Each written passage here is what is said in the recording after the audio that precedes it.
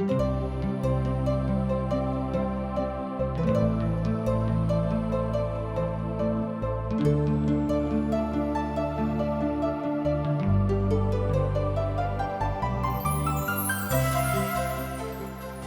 India द्वारा प्रस्तुत आशक इजोत में अहाँ के स्वागत अछि। यह कार्यक्रम हमरा के एकटा अवसर प्रदान करैत छथि कि हम बाइबल सँ जुड़ल चीज के अध्ययन क सकी आ यह जानू कि हमरा जीवन के लेल परमेश्वर के इच्छा की अछि। ई उद्देश्य के संग हम यह कार्यक्रम अहाँ के लेल प्रस्तुत क रहल छी। कृपया क देखू आ सुनू ताकि परमेश्वर अहाँ के जीवन के मार्गदर्शक ठहरे। आशा के इजोत मैथिली कार्यक्रम में हम एक बेर और अहाँ के अभिनंदन प्रभु यीशु मसीह के मीठ आ पवित्र नाम से कह रहल छी। हम पुनः अहाँ के धन्यवाद दऽ रहलहुँ हैं कि अहाँ परमेश्वरक पवित्र वचनक सीखबाक लेल तैयार छी। आजुक दिन जाय बातक लऽ कऽ हमरा लोकनि उपस्थित छी ओ अछि दोसर थस्सलुनीकक पोथी तकर 1 अध्याय 5 पद सँ लऽ कऽ 12 पद धरि। दोसर गप में आजुक दिन हमरा सब दोसर थस्सलुनीकक पोथी देखब 1 अध्याय के 5 पद सँ लऽ कऽ 12 पद के। आजुक दिन हमरा सब देखै छी जे दुख बड चारो दिस में अछि, अर्थात मनुखक जिंदगी दुख सँ भरल अछि। जँ अहाँ सड़क पर चल कऽ देखबै तऽ पाएब कि लोग दुख में छथि। जे बाहर सँ खूब सुखी वा आनंदित अहाँके देखाई पड़ैत छथि। अहाँ बाहर सँ देखबै तऽ हुनका लग खूब बड़का टा बंगला छनि, हुनका लग गाड़ी घोड़ा छनि, हुनक धियापुता बड पैघ पैघ नौकरी चाकरी कऽ रहल छथि। जँ हुनक आत्मिक जिंदगी के निहार कऽ देखबै। दोसर गप में जँ हुनक दैहिक जिंदगी के निहार कऽ देखबै, जँ हुनक वास्तविक जिंदगी के निहार कऽ देखबै तऽ पाएब कि हुनका जिंदगी में बड़ दुख छनि। संत पौलुस एहि बातों के घोषणा थस्सलुनीका के कलीसिया के कऽ रहल छथि कि अहाँक तऽ दुख होबे टा करत। प्रभु के वचन एहि बातों के उद्घोषित कर जा रहल अछि कि एहि जिंदगी में अहाँके दुख तऽ होइत, मुदा एहि दुख सँ अहाँके कोनो हानि नहि हैत। पहिल पत्रसक पोथी 4 अध्याय तकर 12 पद के जँ अहाँ देखबै के तऽ अहाँ एहि बातक पाएब ओतऽ एहि बातक स्पष्टता सँ बखान भेटैत अछि। जेना हम बाजैत छलहुँ कि एहिठाम एहि संसार में बहुत दुख अछि, अर्थात जे विश्वासी छथि हुनको जिंदगी में दुख छनि, कियाक तऽ हुनको एही धरती पर जीबाक छनि। पहिल पत्रसक पोथी 4 अध्याय 12 पद के हमरा लोकनि एक बेर देखैत छी। हे प्रिय भाई बहिन, जे दुख रूपी आगि अहाँके परखक लेल भड़कल अछि, तकरा ई बुझ कऽ अचंभा नहि करियौ जे कोनो अनोखा बात अहाँके ऊपर भऽ रहल अछि। एहि बातक एहिठाम बड़ स्पष्टता के साथ पवित्र पोथी बाइबिल कहैत अछि। अर्थात जँ अहाँके अंदर में अहाँके जिंदगी में दुख अछि तऽ ई कोनो अनोखा बात वा कोनो अद्भुत बात वा कोनो अचंभा के बात अहाँके जिंदगी में नहीं भऽ रहल अछि, मुदा ई जिंदगी के एकटा भाग अछि दुख, अर्थात दुख तऽ अयबे टा करत। मुदा एहि तरहक अभिव्यक्ति उचित नहीं अछि कि बहुत विद्वान सब कहै छथिन कि एतऽ के अभिव्यक्ति एहि तरह नहीं होयबाक चाही। पवित्र पोथी बाइबिल कोनो बातक लुका कऽ छुपा कऽ नहीं कहैत अछि। पवित्र पोथी बाइबिल सबटा बातक स्पष्टता के साथ कहैत अछि। एकटा पवित्र पोथी के विद्वान कहैत छथिन जे वैज्ञानिक सेहो छलाह। ओ कहैत छथिन कि एहन कोनो बात नहीं अछि जाहि बातक पवित्र पोथी के विद्वान सब एहि तरह अर्थात वैज्ञानिक दृष्टिकोण से नहीं देखने रहथि। पहिल पत्रसक पोथी 4 अध्याय 13 पद और 4 अध्याय के 15 पद के जो अहाँ देखबै तऽ पाएब कोई ठाम निदानक के विषय में गप कयल गेल अछि। निदान लऽ कऽ आबैत अछि। जँ अहाँ 16 पद के देखबै तऽ अहाँ पाएब कि ओहिठाम निदान स्पष्टता के साथ बताओल गेल अछि, अर्थात दुख सँ निवारण। आ जेना जेना मसीह के दुख में सहभागी होइत छी, आनंद करू, जाहि सँ हुनक महिमा के प्रकट होयबाक काल में सेहो अहाँ आनंद मनाउ। एहि बातक अहाँ एहिठाम पहिल पत्रसक पोथी 4 अध्याय के 13 पद में देखैत छी। आगाँ हमरा लोकनि पद 15 के देखब। अहाँ में से कोनो मनुख हत्यारा वा चोर वा कुकर्मी होयबा के वा पराय काज करा में हाथ नहीं लगाबे कारणे दुख ओ नहीं पाबे। मुदा जो विश्वासी भेला के कारणे आगाँ पद 16 के हमरा लोकनि देखै छी। कने गंभीरता से देखियो हमरा संगे। जो पवित्र पोथी अछि तो खोल लिया, आ जो नहीं अछि तो कोनो गप ने लिख कर राख लिया। पहिल पत्रसक पोथी 4 अध्याय तकर 16 पद। मुदा जो विश्वासी भेला के कारणे जो अहाँ दुख उठौलहुँ हैं तऽ लजायब नहीं, मुदा एहि बातक लेल परमेश्वरक महिमा करूं। बड़ स्पष्टताक साथ बतायल गेल अछि, किएक तऽ बहुत बेर जहन दुख आबैत अछि तऽ लोग लजाबैत छथि कि पता नहीं हम बड़ दुखी रहै छी, हमरा जिंदगी में बीमारी अछि, हमरा जिंदगी में गरीबी अछि, लोक हमरा की कहत कि हिनक विश्वास कतेक कमजोर भऽ गेल छनि। एहि बातसँ एहिठाम पवित्र पोथीमे स्पष्ट आज्ञा अछि कि एहि बातसँ अहाँ लजायब नहि कि अहाँ दुखी छी, किएक तऽ मसीहक लेल दुख उठेबाक आनंद अहाँके भेटल अछि। ई खूब नीक बात अछि, अहाँ बता सकलहुँ हैं कि आत्मिक अभिराम के प्रतिक्षण तथ्य अछि, अर्थात आत्मिक उन्नति के दिस लऽ जाबऽ वाला एकटा एहन इजोत अछि जे अहाँके बाट देखा रहल अछि कि यौ पुत अहाँ एहि तक आउ, किएक तऽ इएह तऽ हमर बाट अछि। ई तऽ परमेश्वरक सच्चा न्याय के स्पष्ट प्रमाण अछि। दोसर थिस्सलुनीके पोथी 1:5 ई तऽ परमेश्वरक सच्चा न्याय के स्पष्ट प्रमाण अछि जे अहाँ परमेश्वरक राजाक जोग ठहरू, जाहि बातक लेल अहाँ दुख सेहो उठाबैत छी। एकर मतलब यह भेलै कि जँ अहाँ दुख उठा रहल छी तऽ कोनो अनर्थकारी बात अहाँके जिंदगी में नहीं भेल अछि, अर्थात अहाँके जिंदगी संगे कोनो विशेष रूप में दुख नहीं देवल गेल अछि। अर्थात जे दुख अहाँके जिंदगी में अछि, अहाँ तकलीफ में होयब, अहाँके मोन खिन्न भऽ जायत। हमरा सब मनुष्य छी, बहुत बेर भऽ सकै कि बहुत लोकक मन बहुत दुख भेलासँ खिन्न भऽ जाइत हैत। प्रभु के एकटा महान दास कहैत छथि जे अपना देशक नहीं छलाह, ओ बड महान छलाह, संपूर्ण धरती पर हुनक खूब नाम रहनि। वो एखनो जीवित छथि। ओ कहैत छथिन कि जहन हमरा जिंदगी में दुख आयल आ बहुत दुख आयल तऽ हमरो मोन बहुत बेसी दुखी भऽ गेल छल। हम ई सोचनाइ आरंभ कऽ देने छलहुँ हैं कि परमेश्वरसँ हम एतेक प्रेम राखैत छी, एहिके बादो हमरा जिंदगी में एतेक दुख किएक आबि गेल अछि। मुदा दुख उठौनाइ प्रभुक राज में प्रवेश होयबाक तैयारी अछि। ध्यान दियौ, दुख उठौनाइ प्रभुक राज में प्रवेश होयबाक तैयारी सेहो अछि। जहिया हम एहि बातक सुनलहुँ हैं, हमरो मन पुलकित भऽ गेल, कुलपित नहीं भेल। हम हुनका कहलियनि कि हाँ, प्रभुक न्याय यह ठीक। एहिठाम जहन हम संत पौलुसक एहि पोथीके अध्ययन कऽ रहल छी पवित्र पोथीसँ, तहन एहि बातक एहिठाम स्पष्टताक साथ देखैत छी, किएक तऽ परमेश्वरक नजीक में ई न्याय अछि जे अहाँके दुख दैत छथि ओ हुनका दुखक बदला में दुख देलथिन। एहि बातक एहिठाम हमरा लोकनि दोसर थिस्सलुनीके पोथी 1:6 में देखैत छी। ई बड़ गंभीरताक दिस लऽ जाइत अछि। मान लियौ कि ओ अहाँके दुख दऽ रहल छथि, किनको कारणे अहाँ दुख सहि रहल छी, एकर मतलब ई नहीं भेल कि ओ आनंदित रहता है, किएक तऽ एहिठाम परमेश्वरक पोथी, परमेश्वरक पवित्र वचन बड़ स्पष्टता में गप कऽ रहल अछि कि हुनका दुखक बदला में दुख देथिन जे अहाँके दुख दऽ रहल अछि। पहिल अध्याय 6 में साफ साफ एहिठाम ओहि बातक बताओल गेल अछि। तहन अपन बातक ओ बताबैत छथि, प्रभु कहियो अपन लोकक अपन महिमाक अनेरे एना एना नहीं लऽ जा देथिन, अर्थात एम्हर ओम्हर नहीं करा देथिन। शैतानक कोनो युक्ति सफल अहाँके जिंदगी में नहीं हैत। भऽ सकै कि कने कालक लेल शैतानक परमेश्वर छूट दऽ देथिन और ओ अहाँके परेशान कऽ देत, मुदा जँ अहाँ प्रभु में स्थिर छी तऽ शैतान अहाँके किछो नहीं बिगाड़त। पद 7 के देखियौ, प्रभु यीशु मसीह आबि रहल छथि और अहाँ जे कलेश पाबै छी, ध्यान दियौ दोसर थिस्सलुनीके पोथी 1:7 आर अहाँ जे कलेश पाबै छी, हमरा संगे चैन पाऊ। ओहि काल में जहन प्रभु यीशु मसीह अपन सामर्थी दूतक साथ धधकैत आगि में स्वर्ग से प्रकट होता।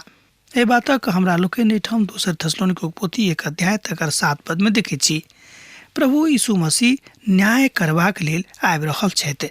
प्रभु अपन महिमा के कथा के कहैत छथि, ओ अपन महिमा में प्रकट होबऽ जा रहल छथि। ई महान आशा देख कऽ ई कोनो किताबी खिस्सा कहानी नहीं अछि। पवित्र पोथी एकटा विद्वान कहैत छथिन कि जहन एहि तरहक बातक हमरा लोकनि पवित्र पोथीसँ सीखै छी तऽ ई कोनो खिस्सा कहानी नहीं अछि। आ जे परमेश्वरक नहीं चिन्हैत छथि और हमर प्रभु यीशु मसीह के सुसमाचारक नहीं मानैत छथि, हुनकासँ ओ बदला लेलखिन। ओ प्रभु के सन्मुखसँ और हुनक भक्ति के तेजसँ दूर भऽ कऽ अनंत विनाश दंड पौताहा। एहि बातक हमरा लोकनि दोसर थिस्सलुनीके पोथी 1:8 और 9 में देखैत छी।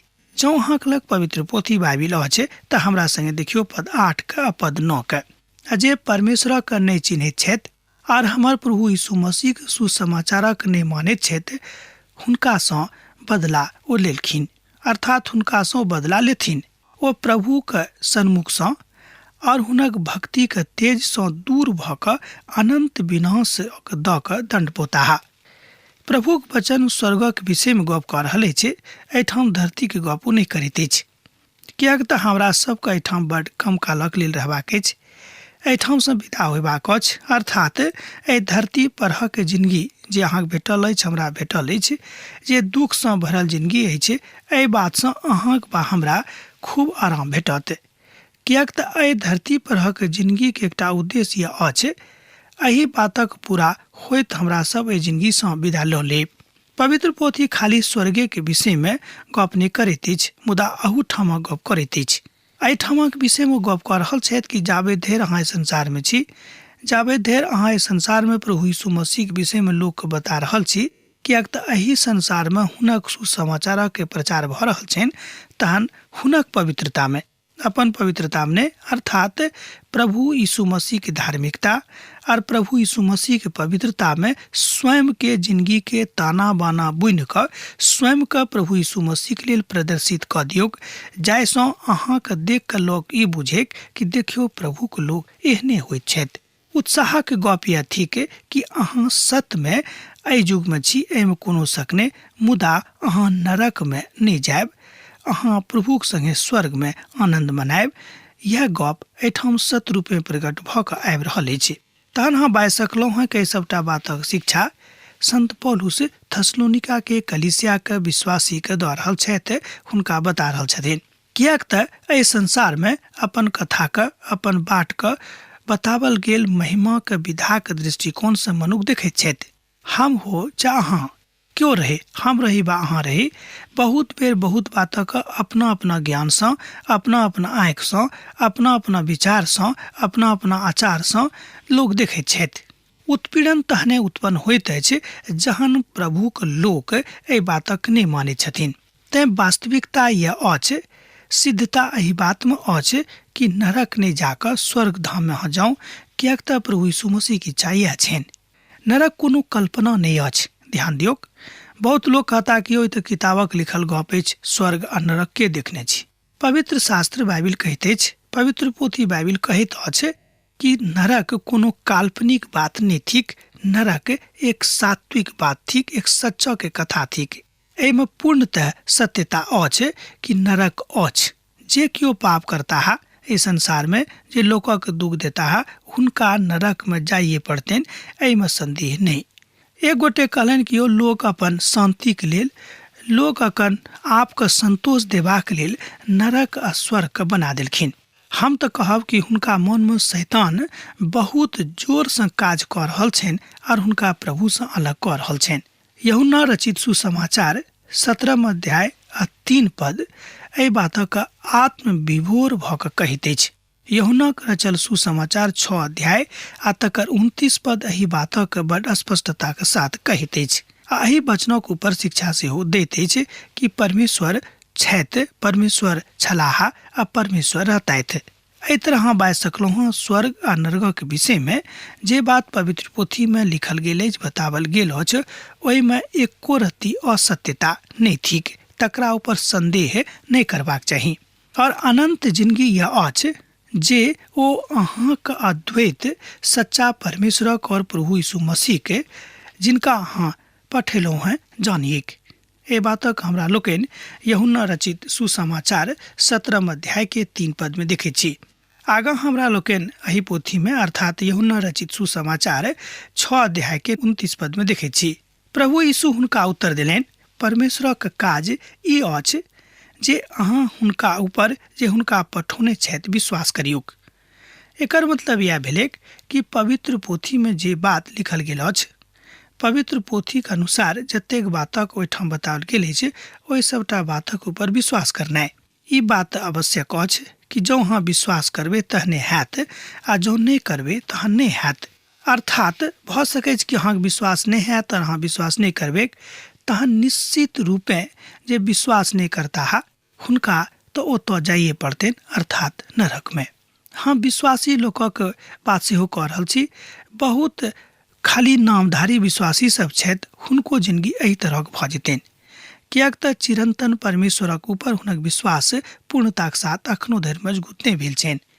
अनेरे ओ एम्हर उम्हर भटकैत छथि, अनेरे ओ एम्हर उम्हर विचार करैत छथि, अनेरे ओ एम्हर उम्हर जाकऽ दूसरा सभक बाट देख कऽ स्वयं के कमजोर करैत रहैत छथि। अर्थात रंजिशी में रहबाक आवश्यकता नहि अछि। आवश्यकता अछि कि प्रभु के प्रेम में रहूं आ जे किछु बाजने छथि हुनके आशा में स्वयं के राखूं। अनेरे एम्हर उम्हर लऽ जाकऽ अनेरे स्वयं के एम्हर उम्हर आनि कऽ तकलीफ में नहि आनियोक। एहिठाम बाजल गेल अछि जे बात बहुत नीक दृष्टिकोण से जँ अहाँ देखबै तऽ पायब कि ओ नीक अछि। जँ एहि बातक अहाँ नीक दृष्टिकोण से नहि देखबै, अर्थात जँ नीक नजरि से नहि देखबै, तहन अहाँ ओहि बातक नहि पढ़ि सकलहुँ हैं। सुधार कऽ अहाँ पढ़ि सकैत छी जँ अहाँके जिंदगी में प्रभु यीशु मसीह के इजोत आबि गेल अछि। जिंदगी के विचारधारा यह अछि कि मनुष्य कहियो नीक दृष्टिकोण से देखैत छथि आर कहियो कहियो एम्हर लऽ जाकऽ स्वयं के प्रस्तुत करैत छथि। एहि घटनाक्रम में आबि कऽ मनुष्य एम्हर उम्हर जाइ छथिन। हमर मित्रवर, एहि तरहक लोक ओहि काल में दुख उठौताह, कियाक तो प्रभु यीशु मसीह के अतेक बातक सुनलाक बादो हुनका ऊपर विचार नहीं करलखिन, हुनका ऊपर विश्वास नहीं करलखिन, हुनक वचनक नहीं मानलखिन। एखनो काल अछि, एखनो समय अछि कि हम बा अहाँ सुधरि कऽ हुनका लग में आबी और हुनका सँ स्वयं के जोड़ि ली, अर्थात हुनक प्रेम में स्वयं के बान्हि ली। जानि लिअ ई नीक काज भऽ सकैत छै। आ प्रश्न उठि रहल अछि जे एके संगे कोना की काज हैत। भऽ सकै छै खाली अहाँके विश्वास करबाक अछि।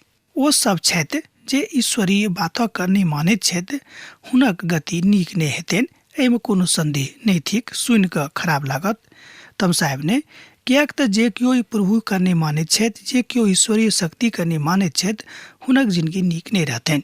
आ जे सब प्रभु यीशु मसीह के सुसमाचारक ऊपर विश्वास नहीं करैत छथि, हुनक अंत खराब भऽ जेतैक। एहि बातक हमरा लोकनि एहिठाम देख सकैत छी। हमरा और एक बेर आदेश दिअ पद 9 के पढ़बाक लेल। ओहिठाम एहि तरह बतायल गेल अछि, तकरा हमरा लोकनि एहिठाम देखैत छी। दोसर थस्सलुनीके पोथी 1 अध्याय तकर 9 पद में, ओ प्रभु के सन्मुख सँ और हुनक शक्ति के तेज सँ दूर भऽ कऽ अनंत विनाशक दुखक दंड भुगताह। एहिठाम स्पष्ट कयल गेल अछि कि जे केओ विश्वास नहीं करताह हुनका अनंत विनाशक दुख उठेबाक पड़तनि, अर्थात ओ अनंत विनाशक दुखक दंड भुगताह। उत्तर एहिठाम हमरा लोकनि पद 9 में स्पष्टताक साथ देखैत छी आ पाबैत छी। एहिसँ हमरा सब गोटेक सावधान रहबाक अछि कि हमरा सबके एहि तरह कोनो काज नहीं करबाक अछि जाहिसँ प्रभु के तकलीफ हुअनि आ हुनक मेहनत बेकार जाइन। कियाक तो हमरा सबके अपन अपन धिया पुता बनेबाक बाट जोड़ि रहल छथि आ हमरा सब एहन छी कि हुनका लग जाय किछि नहीं राखैत छी। दोसर थस्सलुनीके पोथी 1 अध्याय तकर 10 पद एहि बातक एहि तरह कहैत अछि, ई तऽ ओहि दिन में होइत आ जहन ओ अपन पवित्र लोक में महिमा पाबैक आ समस्त विश्वास करऽ वाला में आश्चर्यक कारण होयबाक लेल ओ औताह, कियाक तऽ अहाँ हमर गवाही के विश्वास कयलहुँ हैं। एहि तरह हमरा लोकनि देखैत छी कि संत पौलुस बाजि रहल छथि थस्सलुनीका के कलीसिया सँ कि जे गवाही हम प्रभु यीशु मसीह में अहाँ सभक सन्मुख में देलहुँ हैं कि ओ आबि रहल छथि, ओ औताह, एहि बातक ऊपर संदेह नहीं करब। तहन अहाँ सब हमर बातक ऊपर विश्वास कयलहुँ, एहि बात से हमरा बड़ संतोष भेल। एहि बातक लेल हम अहाँ सभक कारणे स्वयं के नीक बुझैत छी।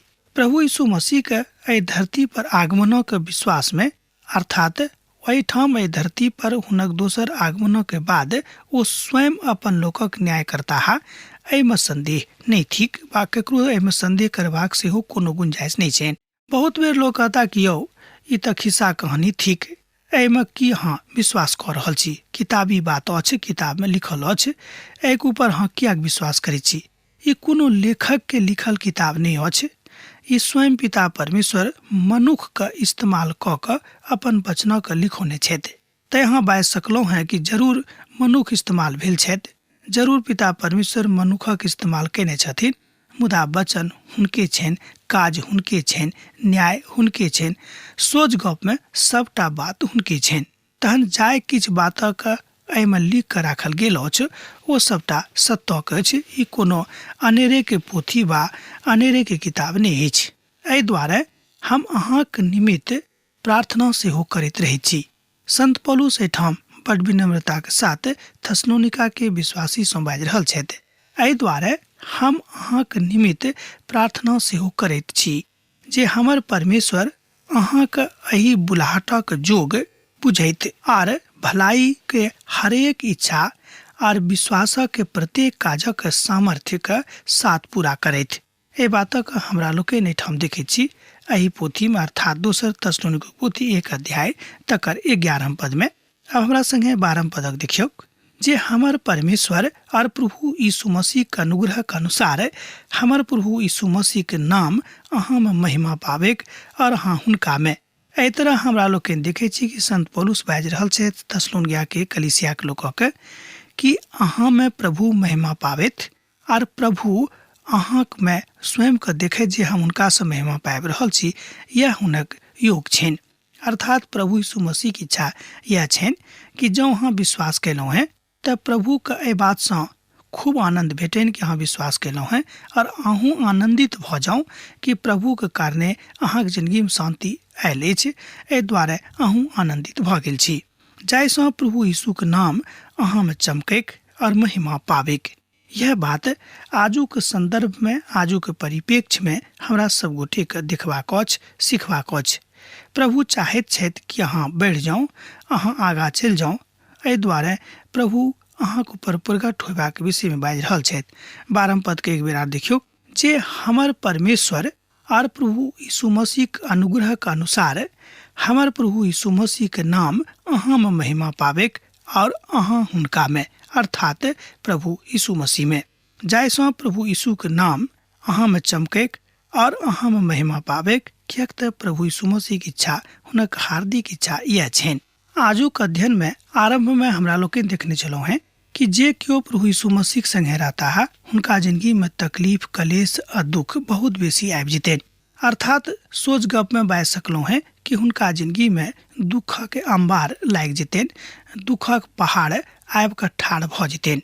मुदा वो कहैत छथि कि जे क्यों प्रभु में छथि, अर्थात जे क्यों प्रभु यीशु मसीह में छथि, हुनक शांति हुनका अहू काल में आनंदित कऽ देतिक। संत पौलुस एहि बातक अपन जिंदगी सँ सिद्ध कयने छलाह। जाय काल में ओ जेहल में बंद रहैत, ओहि काल में ओ कहलनि कि अहाँ आनंदित रहू। हम पुनः कहै छी जे अहाँ आनंदित रहू, कियाक तऽ प्रभु की इच्छा छनि कि हमरा सब केओ प्रभु में आनंदित रही आ विश्वास करऽ वाला में आश्चर्यक कारणे होयबाक लेल ओ औताह। कियाक तऽ अहाँ हमर गवाही के विश्वास केलहुँ हैं। एहिठाम संत पौलुस एहि बातक बाजि रहल छथि कि जे गवाही प्रभु में हम देना छलहुँ हैं, ओहि गवाही के ऊपर अहाँ विश्वास केलहुँ और प्रभु यीशु मसीह पर विश्वास करक कारणे अहूँ अपन महिमा में प्रकट भेलहुँ हैं। अर्थात अहाँक जिंदगी में प्रभु यीशु मसीह के महिमा प्रकट भेल। कियाक तऽ संत पौलुस बाजि रहल छथि कि अब हम जीवित नहीं छी, अब हमरा में प्रभु यीशु मसीह जीवित छथि। प्रभु चाहैत छथि कि अहाँक जिंदगी सँ ओ महिमा पाबैत और अहाँ हुनका जिंदगी सँ खूब आनंदित भ जाऊँ। अब आजुक अध्ययन हमरा एही ठाम समाप्त करबाक आज्ञा दिअ, कियाक तऽ अहाँ सँ विदा होय के हमर बेरा भऽ रहल अछि। जेना अहाँ सब हमरा एहिठाम पाती लिखैत रहैत छी, लिखैत रहब, हमरा बिसरायब नहि। प्रभु यीशु मसीह के नेह अहाँ सबहक जिंदगी में सैद घड़ी बनल रहेक। आमीन। हमर विश्वास अछि कि ई कार्यक्रम अहाँ के लेल लाभदायक सिद्ध अछि। हम चाहै छी कि अहाँ अपन आशीषक के हमरा संग साझा करू। जँ अहाँ के नजीक बाइबल सँ आ जीवन सँ संबंधित कोनो प्रकार के प्रश्न भऽ सकै अछि तऽ अपन समस्या के लेल प्रार्थना करबा के लेल जँ चाहै छी तऽ हमरा फोन नंबर पर जरूर संपर्क कऽ सकै छी। परमेश्वर अहाँ सब के लेल एकटा सुंदर, सुखद, आनंदित दिन प्रदान करै।